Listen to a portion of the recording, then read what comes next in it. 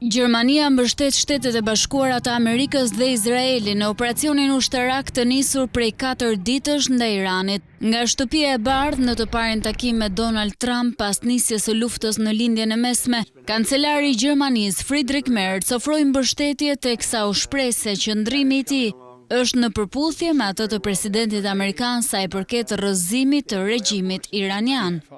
Jemi në të njëjtën linjë sa i përket rrëzimit të këtij regjimi të tmerrshëm në Teheran. Shpresojmë që ushtria izraelite dhe amerikane po bëjnë gjërat e duhura për të përfunduar këtë dhe për të pasur një qeveri të re në vend.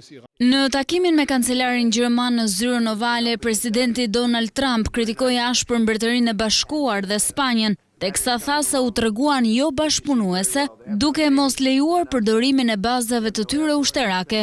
Duke folur për operacionin ushtarak, Trump tha se po e shkatërrojnë Iranin. Ne po i godasim shumë fort.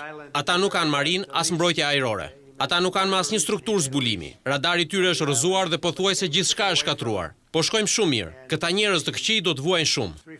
Lufta në lindjen e mesme u përshkallëzua të martën pas vrasjes së Ayatollah Ali Khamenei dhe udhëheqësve më të lartë të Teheranit. Ushtria amerikane dhe ajo izraelite goditën dhe shkatëruan ndërtesën që strehon Asamblenë e Ekspertëve të Iranit, organin që do të zgjidhë udhëheqësin e ardhshëm suprem të vendit. Pothuajse gjithçka është shkatëruar në Iran, mbrojtja dhe udhëheqësi, tha Trump, teksa shtoi se Shtetet e Bashkuara të Amerikës kanë furnizim të pakufizuar armësh për të fituar çdo konflikt armatosur. Stoqet e municioneve të Shteteve të Bashkuara të Amerikës nuk kanë qenë kurrë më të plota dhe më të mira. Ne kemi praktikisht një furnizim të pakufizuar të armëve. Me këto furnizime mund të përballojmë me sukses luftrat edhe nëse vazhdojmë përgjithmonë. Ai mohoi që Shtetet e Bashkuara u detyruan nga Izraeli për të sulmuar Iranin, por tha se ndërmori këtë hap pasi Teherani do të godiste i pari.